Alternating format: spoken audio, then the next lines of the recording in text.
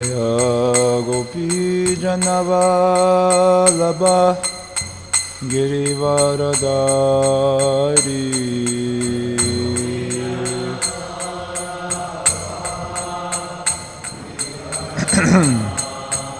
Jasodhanandana Brajajanaranjana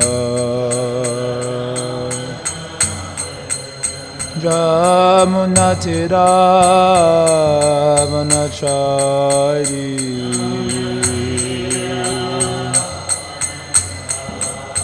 Jaya Radha Madhava Kunja Bihari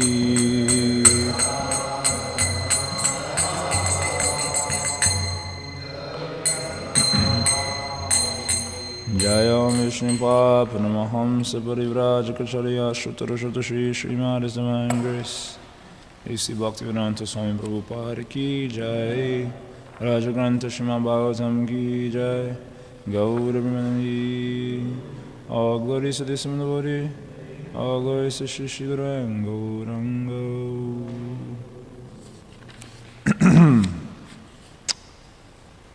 Oh my God, Mirandasha Yanajana Shalakaya Chakshurun Militam Yena Tasmai Shri Guruve Namaha Shri Chaitanya Manobishtam Sapitam Yena Bhutale Swayam Rupakadamayam Dadati Swapadantikam Vancha Kalpatarubhyascha Kripa Sindhu Verevacha Patitanam Pavanebhyo Vaishnavebhyo Namo Namaha Jaya Shri Krishna Chaitanya Prabhu Nityananda Shri Advaita Gadadhar Shri Vasari Gaura Bhakta Vrinda Hare Krishna Krishna Krishna Hare Hare Hare Rama Rama Rama Hare Hare O Namo Bhagavate Vasudevaya O Namo Bhagavate Vasudevaya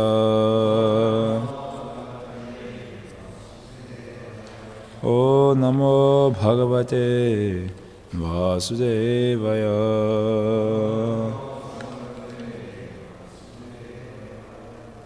Srimad Bhagavatam, Canto 5, Chapter 14.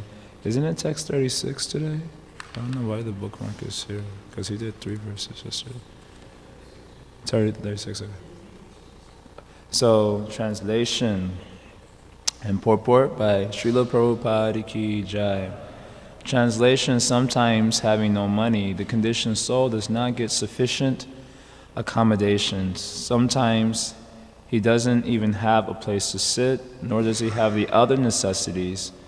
In other words, he falls into scarcity, and at that time, when he's unable to secure the necessities by fair means, he decides to seize the property of others unfairly. When he cannot get the things he wants, he simply receives insults from others and thus becomes very morose. The purport: it is said that necessity knows no law. When the conditioned soul needs money to acquire life's bare necessities, he adopts any means. He begs, borrows, or steals. Instead of receiving these things, he is insulted and chastised. Unless one is very well organized, one cannot accumulate riches by unfair means. Even if one acquires riches by unfair means, he cannot avoid punishment and insult from the government or the general populace. There are many instances of important peoples embezzling money, getting caught and being put in prison. One may be able to avoid the punishment of prison, but one cannot avoid the punishment of the Supreme Personality of Godhead, who works through the agency of material nature. This is described in Bhagavad Gita. Daivye gunamayi mamamaya dharatyaya. Nature is very cruel. She does not excuse anyone. When people do not care for nature, they commit all kinds of sinful activities, and consequently they have to suffer. Srila Prabhupada Ki Jai. So, if a lot of these verses are sounding redundant, that's because that is the nature of material life. Material existence is redundant. So don't be surprised by that feature of these verses. So money is so dear that it is conceived of as being more sweet than honey. Prahlad Maharaj, or at least Prabhupada translates it like this. Is Konarta Trishtam Vrishajet Pranebhyo Piya Ipsita Yam Krenat Yusubi Preshtais Taskara Sivakovani. Prahlad Maharaj says like this to his friends. He says, Konarta Trishtam Vrishajet, who is that person who can give up this strong desire for money? Pranebhyo Piya Ipsita. One conceives of it as being sweeter than honey. Actually, the word for honey is pranebhyo. It means life, actually. One conceives of it as being more dear than life, but sweeter than honey. One conceives of it that way, and then he gives an example. He says, Yam krenat asubi preshtais taskara sevagovanik. It is actually proven that even a thief, a soldier, or a merchant will risk his life for getting money, isn't it? A thief will enter inside some rich person's house at the risk of being shot. A soldier, they will enter into the army and have to be sent off to Afghanistan and Iran, all these things. They can die. But just because they need some livelihood, some way of living, they will join the army. This is well-known fact that a lot of these army men, they go into these like poor towns where people are really struggling. And they get like a lot of people to sign up in this way. And so then you sent off to war, you can die. But just to get money, one takes such a risk.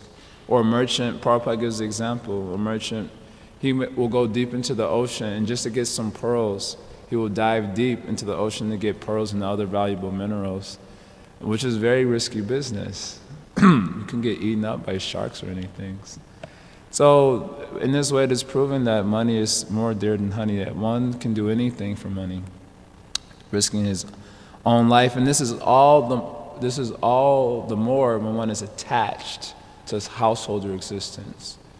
Prabhupada points out in this purport.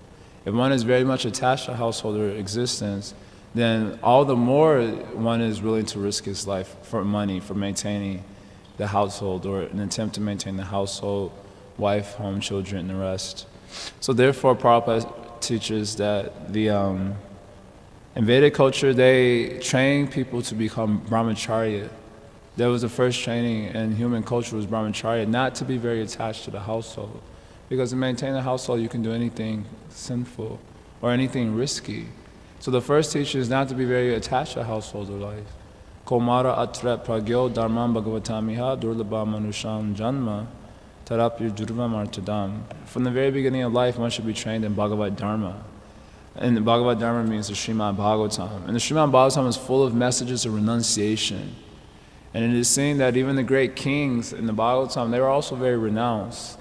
So much so that even when the death notice came, they were not very... You hear Parikshit Maharaj got a death notice. What did he do? He went to the Ganga. Who was that? Who was the father of King Vena? Maharaj, I forget his name.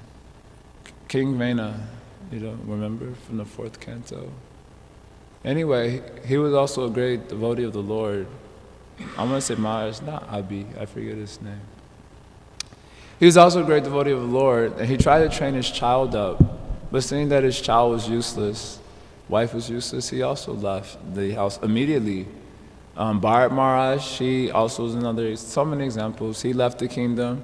It is described just as one abandoned stool. So Bharat Maharaj abandoned his kingdom. So they were trained in the beginning not to be very attached to householder life. Therefore, they would be very satisfied with the bare necessities of life, and they didn't feel goaded by the desire to get money because they were satisfied with whatever was arranged by providence. But when you don't have that training, one becomes very attached to getting money to maintain the household especially. So one is able to risk anything, even his life, and he does not care for nature. He can be punished either by others, and if he escapes the punishment of human society, which is very well possible, he cannot escape the punishment of the material nature, which is very cruel. Mama Maya Dharatya. It is divinely empowered to chastise. The material nature is divinely empowered. Daivi, means divinely empowered to chastise the living entities. So you might be able to escape the government, but you can't escape cruel nature. Prabhupada says here though, but no one cares for nature anymore. That's because they conceive of nature as being impersonal, especially nowadays. Thanks to the advancements in science, people consider nature to be impersonal. They don't know that behind nature there is a supreme personality of Godhead. Maya Dhyakshena Pakritihi Suyate Sacharacharam. Behind nature is God. So it's personal. Everything is personal in a Vedic paradigm. But they conceive of nature as impersonal. So they feel that they can do anything. No one's watching. Like in the other previous verses, it was talking about persons who do illicit sex, and they think that no one is watching. But actually, so many people are watching. Not like pornography, but so many people are watching. The directions, the 10 directions are watching, the sun, the moon, and the Super Soul himself is watching. There are so many witnesses. So that is the way of material nature. You can't get away with anything. It was like a book we read in high school. I don't know if any of you will be familiar with this book, 1984 by George Orwell, and Big Brother is Watching You. I think it was a book or guessing about the New World Order, how the government was going to establish a New World Order across the globe, and Big Brother is Watching You. It was like the government, every house had a TV, and it always had Big Brother's face on it, and he was always constantly watching you. And then, that was it. The Big Brother is watching you. I mean, the government was watching every little thing you did, so you couldn't get away with anything. But that's exactly what the material nature is. Big Brother is watching you. No one can get away with anything. And but people conceive of nature as impersonal. They think no one is watching. So therefore, as long as I'm able to escape the laws of man, then I'll be able to become successful. Unfortunately, they are punished by cruel nature. So it says here that necessity knows no law, and this is just a misapplication of the principle. That's actually a fact. Necessity knows no law. So because people think their necessity is money, so that they can do anything, it knows no law. But our real necessity is Krishna. Nate vidu swartakatin hi Vishnu. The real necessity is Krishna. Marajanga, okay, Marajanga. Necessity knows no law. It's rightly applied in getting Krishna. If one applies this principle in relationship to getting Krishna, then one can make tremendous spiritual advancement. Beyond and without running the risk of becoming a niyamagrahi, which is always a risk in practitioner's life, becoming very strongly gripped to rules and regulations or loosely rejecting them, then one cannot do what is necessary for his spiritual advancement. The process of spiritual advancement means elimination and new acceptance. That is the way of progress in general. Elimination and new acceptance. And so that's difficult, undoubtedly. But when one realizes what is his real necessity, then, as it says here, necessity knows no law. But due to the influence of false ego, it is applied to money and other types of objects. And that way we risk our very lives for these things. And consequently, we have to suffer. So it's just a matter of applying these principles, which are misapplied on account of the false ego in relationship to Krishna. Then we can make tremendous advancement and become happy. So this is essence of the verse. Any questions, comments?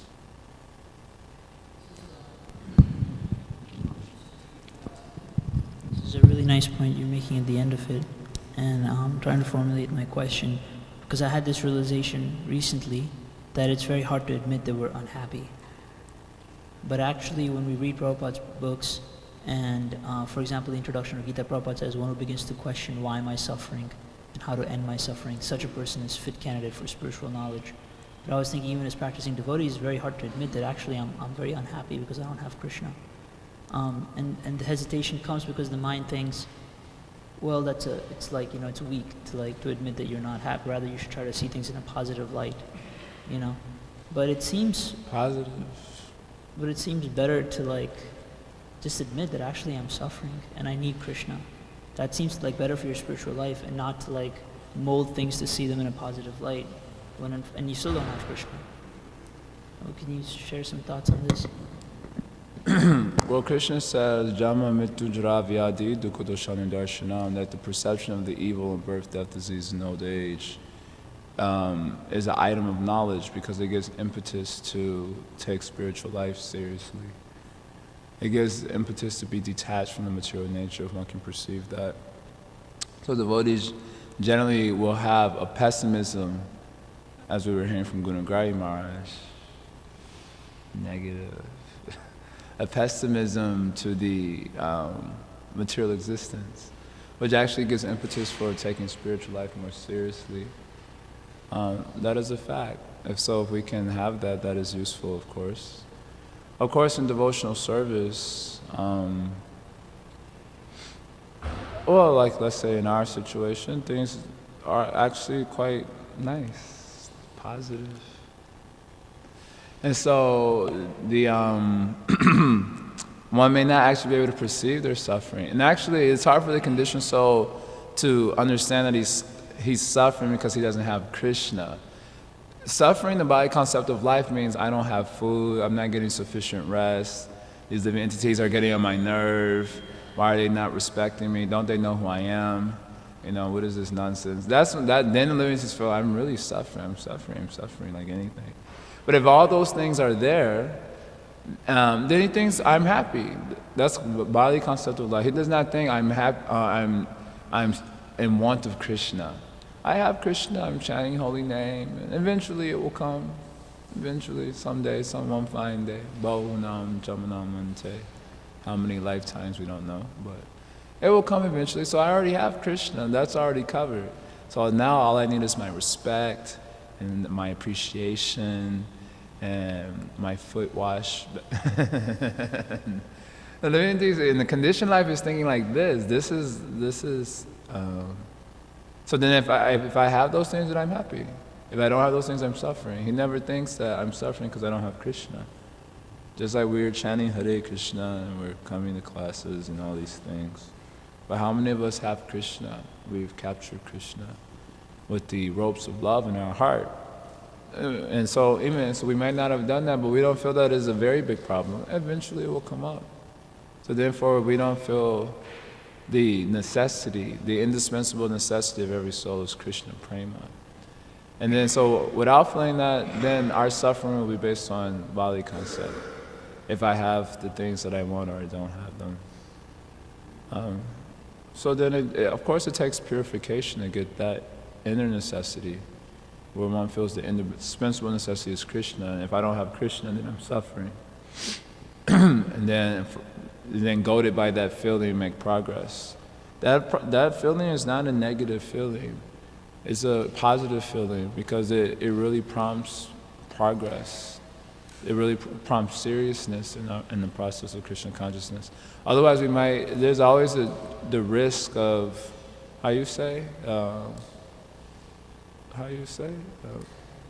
feeling satisfied. I got everything.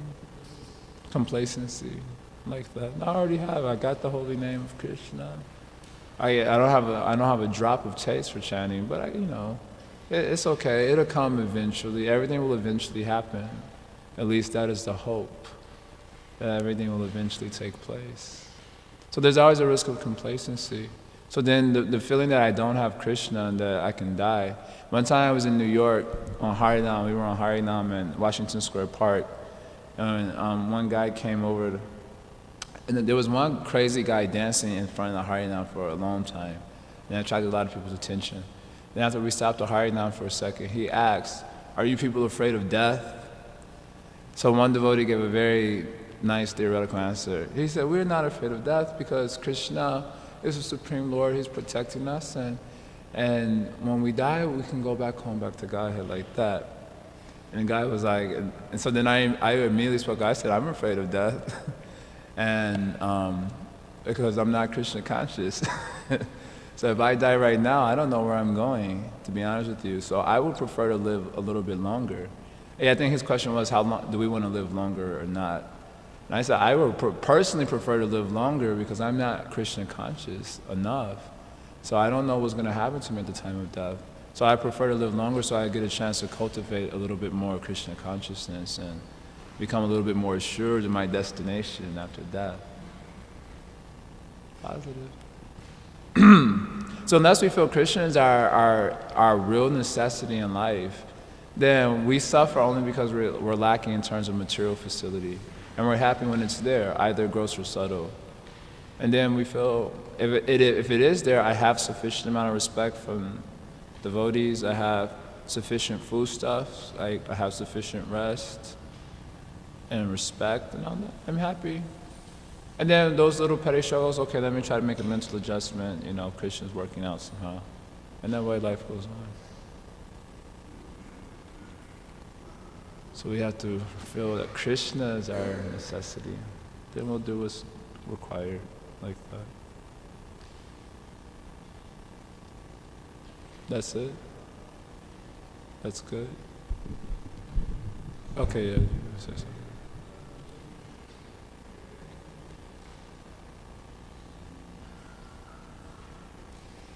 Need your help in understanding one thing, and which is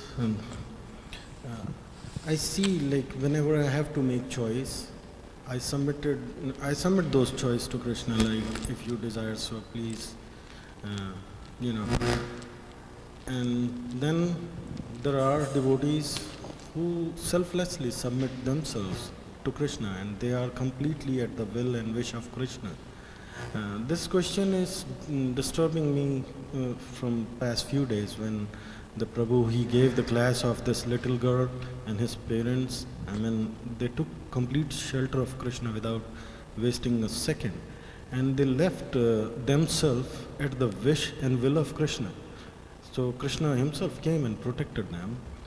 If I would have been in those people's place, or devotees' place, I would have approached, cops while, praying to Krishna, if you desire so, but the choice is to help through these cops. So, I mean, it's at my stage I am doing right, or I mean, this is how people elevate, or how I can reach that, how? Oh, you can reach that by the process of Krishna consciousness. Every devotee is going to act according to his faith. That is natural. And you cannot imitate. That is impossible. Whatever is your actual faith, then you will act accordingly. So that was that particular devotee's faith, so he acted accordingly. He just took shelter of his Nishingadev deity and chanted Harinam for 4 hours, and Krishna made the arrangement. Now, suppose a similar situation were to come upon us, and we remember this story, but we don't have that type of shraddha. So we would stand in front of the Nishingadev, Hare Krishna, Hare Krishna, Krishna, and after 1 minute, 911.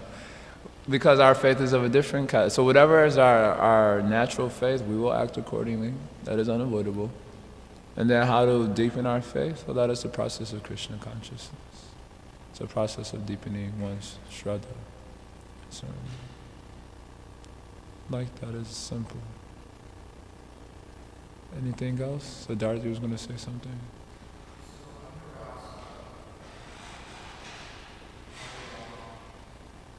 This verse applies to brahmacharis, be it those who are living in the temple or others.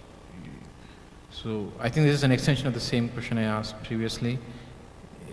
It's like this hankering for money, it's not just there in those people who need to maintain a family, like it was discussed in yesterday's verse.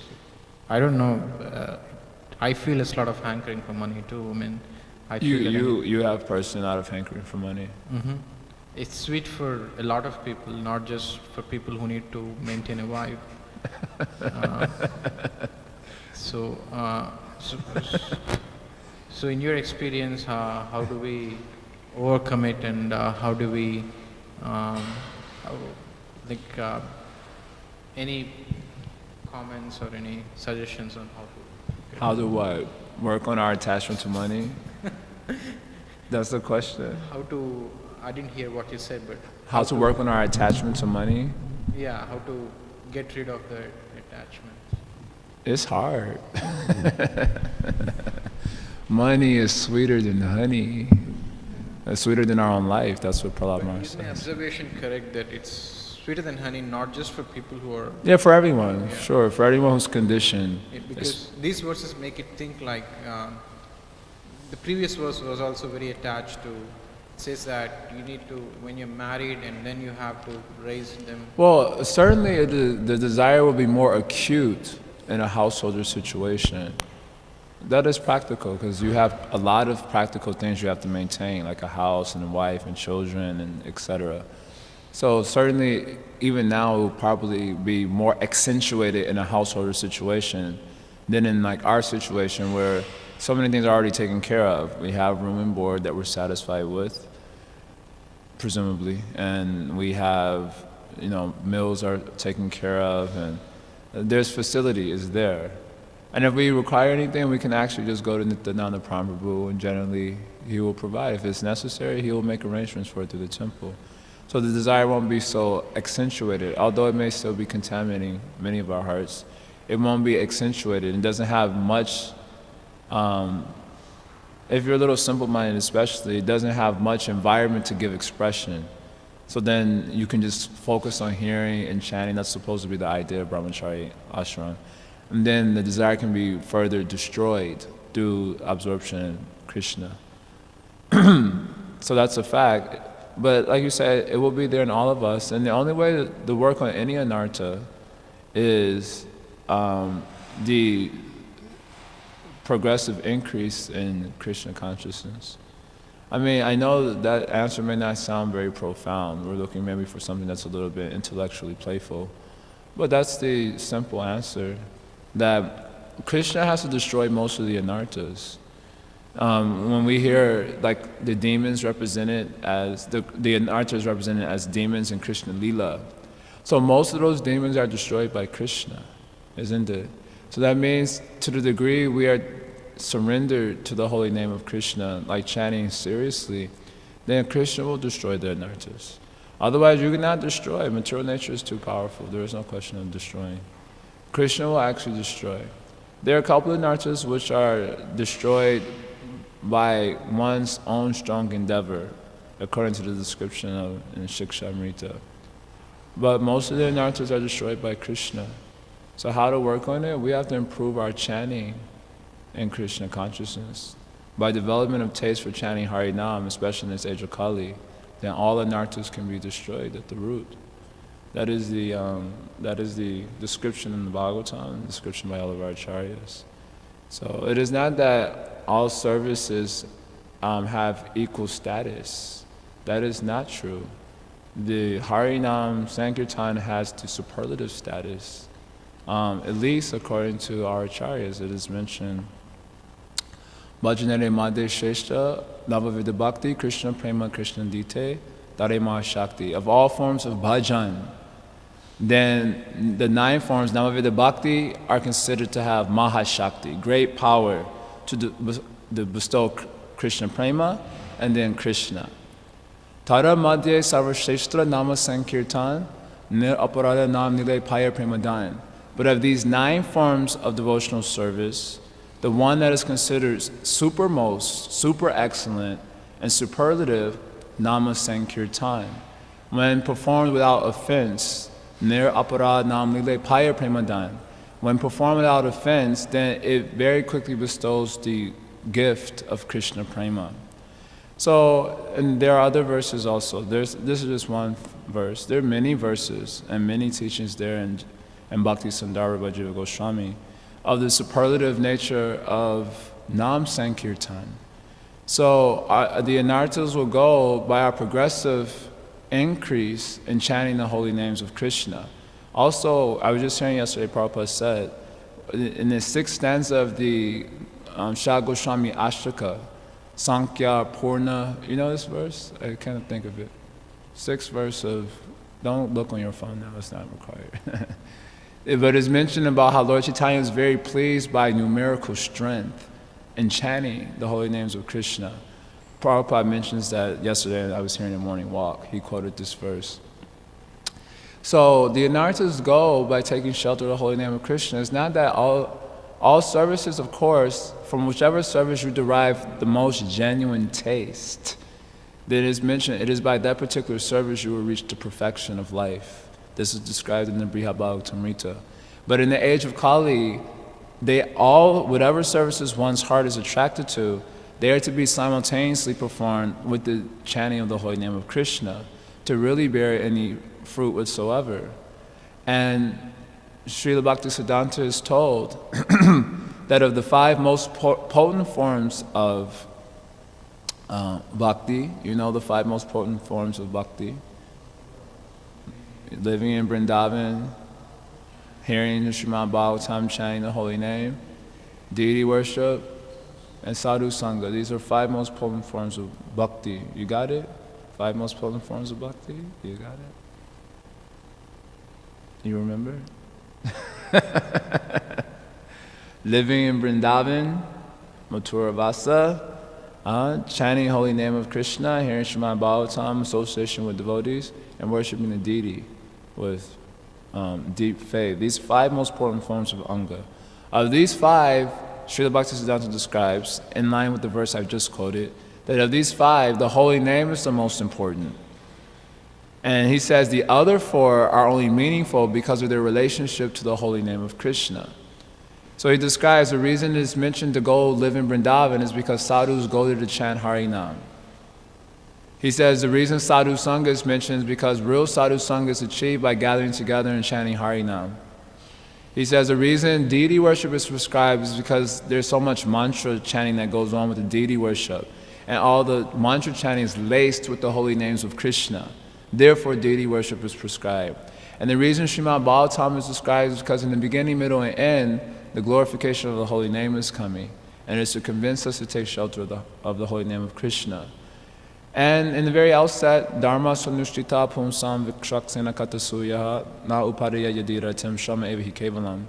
It is mentioned that whatever dharma you're performing, whatever duty that you're performing, obligation, whatever you deem to be an obligation, then it has to be seen, its usefulness has to be determined by the degree in which we're developing attachment to hearing and chanting about Krishna. Otherwise, such a duty is considered to be so much useless labor. So there are so many verses like this in the Bhagavatam and our acharyas, but because we don't tend to take shelter of the holy name, as Nityananda Pramaru was describing yesterday, because of the Sito Patasya Avidya, what is that? Sakrishya Nama Charitadi, Satapa Vidya Pito Patasya, Rasanasya Narochikanu. Because of the disease of avidya, we're not attached to the holy name. Therefore, there's a tendency to give everything equal status to the chanting of the holy name and become neglectful of our actual intentful chanting on the holy names of Krishna. That's a fact. This is, of course, due to the influence of avidya in our consciousness. So we get over that. How do we get over that? Kintwadara anudinam, he mentioned, right?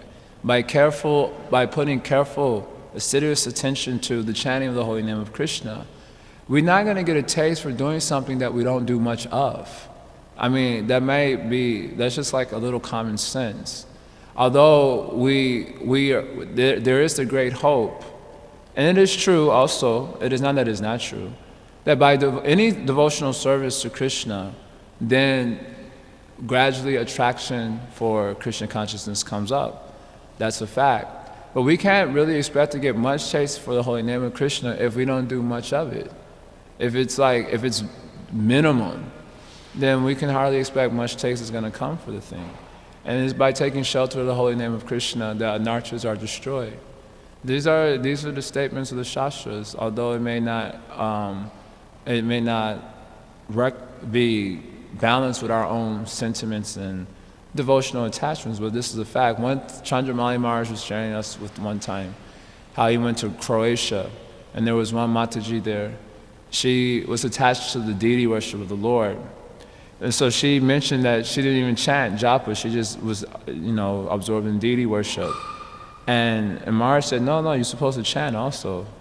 And she said, no, it mentions in the scriptures that either out of the 9 forms of devotional service, one, two, or all 9 of them can be used. So I'm doing this one, and I'm worshiping the deity, Archana. So obviously a misunderstanding of the philosophy. And Maharaj was he mentioned this to us many years ago. So if we really want our anarthas to go, attachment to money or whatever other such anarthas, then there should be a progressive increase in the chanting of the holy names of Krishna. That's a fact. Otherwise, we can hardly expect that we're going to get taste for chanting holy names of Krishna. And if we don't get taste, then how can you surrender to something you don't have taste for doing? And if you're not surrender, how you can chant purely? And if you're not chanting purely, how are you going to get Krishna prema? Only pure chanting of the holy name gives Krishna prema. Not any chanting gives Krishna prema. But pure chanting of the holy name gives Krishna prema. So these are some things worth considering, that I like to think about. And I'm reading about these things also now recently, because I was reading the Bhakti Sandarbha. And Jiva Goswami is very clear. Okay, so anything else? That's it.